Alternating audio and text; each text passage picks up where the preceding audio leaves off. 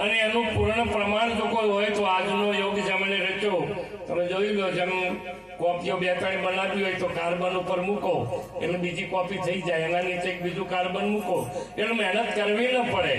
એમ ખૂબ જ પ્રથમ પોતાના સ્ટાફનું પણ જેમણે સન્માન જાળવ્યું, એક સુંદર એક વ્યવહારિક સત્તામાં જીવન જીવવા માટેની જે ઉત્તમ કલા એ પણ, અને સાથે સાથે માતા પિતાના પરમાત્મા, માતા પિતા પરમાત્મા, હમણાં આગળ સુંદર વાત થઈ, એવા એ સર્જનહારના ઋણમાં તૃપ્ત થવા માટેનો એ યોગ રચી અને જેમણે આપણને બધાને આજ દર્શન કરાવ્યા છે એવા ખૂબ વંદનીય જ્ઞાની મહાપુરુષ પૂજ્ય પ્રવીણરામજી મહારાજ. તમે જોઈ લો જેમના સંસ્કારોનું બળ કેટલું, એનું પ્રમાણ, કારણ કે સૂરજ એટલે પ્રમાણ લેવા ન જવરાય. વિદેશની ધરતી ઉપર પગ મૂકે એટલે જો આ વસ્તુ એનામાં દ્રઢ ના હોય ને તો એનામાં પરિવર્તન આવે જ, એનામાં પરિવર્તન આવે જ. પણ રાજુભાઈ હોમે જુઓ એટલે ખબર પડી જાય કે વિદેશની ધરતી એમના રંગમાં રંગવાની, એ વિદેશમાં ના રંગવાની. એ ધરતી એમના રંગમાં રંગાવા મળી. અને એ ક્યારે બન્યું મને યાદ છે કે એક વખત સત્સંગ ચાલતો હતો ત્યારે અહીંયા 1:30 વાગેલા હતા ને પોતે સત્સંગ ખબરતા હતા. મને આજે યાદ છે. આ તૃપ્તિ કેમ થઈ? કારણ કે જેમણે બચપણથી એક સિંચન જ એ પ્રકારનું સિંચ્યું છે અને એ વાત આ એવું પ્રમાણ છે. એટલે એવા રાજુભાઈ હોય અને એ જનેતાને તમે જોઈ લો, આપણે જેની કુંખે વારંવાર આવા રત્નો પ્રગટ થતા હોય વસુંધરાઓને આપણે લાખ વંદન કરીએ એવા પૂજ્ય ગજરાબા મહારાજ અને એમનો સમગ્ર પરિવાર. આજે જેના દર્શનથી દુઃખ જાય, હંસા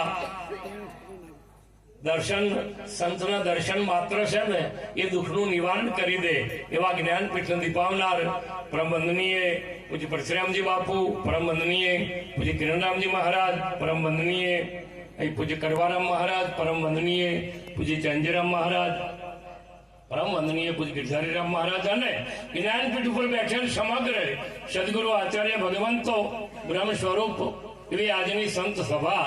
એક સુંદર વાત પ્રવીણરામ મહારાજે કરી હતી કે માતા પિતાને જો સમજવા હોય તો ગુરુની પાસે જવું પડે. કારણ કે ગુરુની એક જ દ્રષ્ટિ એવી છે કે જે ભિન્નતાને તોડી અને અભિન્ન બનાવી દે. એક પરમાત્મા અનંત રૂપે વ્યાપ્ત છે અને એ વાતને પૂર્ણ રીતે કોઈ પ્રગટ કરી શકે તો એ સદગુરુ મહારાજ. એટલે માતા પિતા એ સર્જનહાર છે એવું નહીં, પૂર્ણ પરમાત્માનું સ્વરૂપ જ છે.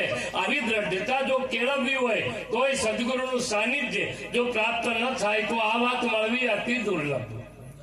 એટલે જેને અને સદગુરુનું સાનિધ્ય એટલે જેમ હમણાં આગળ મારા મહારાજે સુંદર વાત કરી કે દીકરી 18 વર્ષ જે જગ્યાએ એને વિતાયો હોય જન્મ સિદ્ધ કરતા પણ જે દિવસ એને ખબર પડે કે મારું સગું શું છે એટલે એ જ પડે એના પતિની પ્રાપ્તિ થઈ અને મારું સગપણ શું છે એવી ખબર પડે એટલે એ જ પડે પિયર એને પારકું લાગવા માંડે અને પેલું ઘરે એને પોતાનું લાગવા માંડે. બસ વાત ફાઈનલ. એ હવે કહેવાનું કોઈ આવતું નથી. એમ ગુરુનું સાનિધ્ય જેને પ્રાપ્ત થયું છે ને એના આ પિયર પારકું લાગવા માંડે, પછી એને બીજું કોઈ પોતાનું લાગે નહીં. અને આવું પરિવર્તન એ હંસા એવો અજર અમીરસ જે પીવે એનો નેણ વેણ પલટાય હરિરસ પીજીએ. ગુરુનું સાનિધ્ય પ્રાપ્ત થતાની હાથે જ એની નેણ એટલે દ્રષ્ટિ પલટાઈ જાય. ગુરુની દ્રષ્ટિ મળતાની હાથે એના જીવનમાં જાગીને જોવું તો જગત વિષયની એક પરમાત્માનું સ્વરૂપ આ બેઠું ને એ બધું પરમાત્માનું સ્વરૂપ બની જાય.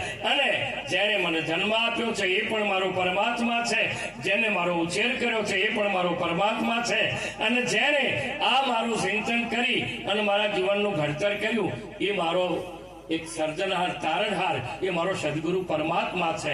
આવી દ્રઢતા આવી જાય તો સમજવાનું કે આપણું જીવન સફળ. કોઈના હમે નહીં, આપણા હમે નક્કી કરવાનું. અધ્યાત્મનો માર્ગ એ આપણા પોતાના માટે છે, કોઈના માટે નહીં. અને પોતાના માટે જેને આ વાત, કારણ કે પોતાના હોમ જ જોવાનું. હોમે શું છે એ તો પહેલાય જોતા હતા આપણે.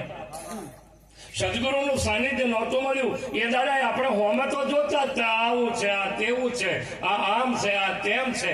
આ બધી વાતો ન મટાડી અને પોતાના હોમે જેને લક્ષ્ય રાખ્યું છે, પોતાના ઉપર જેનું દ્રષ્ટિકોણ થયો છે અને પાછા જેના વળ્યા છે, ઇન્દ્રિયનો મુખ જે હવળો હતું હવળું અને હવળું કર્યું વાલે મારે.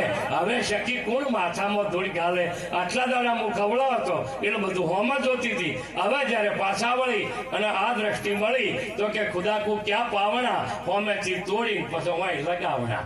વાત પૂરી. આ દ્રષ્ટિ જયારે પોતાના તરફ થઈ જાય તો પછી આનંદ ને આનંદ. એટલે એ આનંદ પ્રાપ્ત થવા માટે બીજા કોઈની આ વ્યવહારિક સત્તાના જેટલો કાર્યો છે એ બધા જરૂરના છે, એને એક પણ અવગણના કરવા જેવી નથી, પણ એ આખરી મંજિલ તો નથી.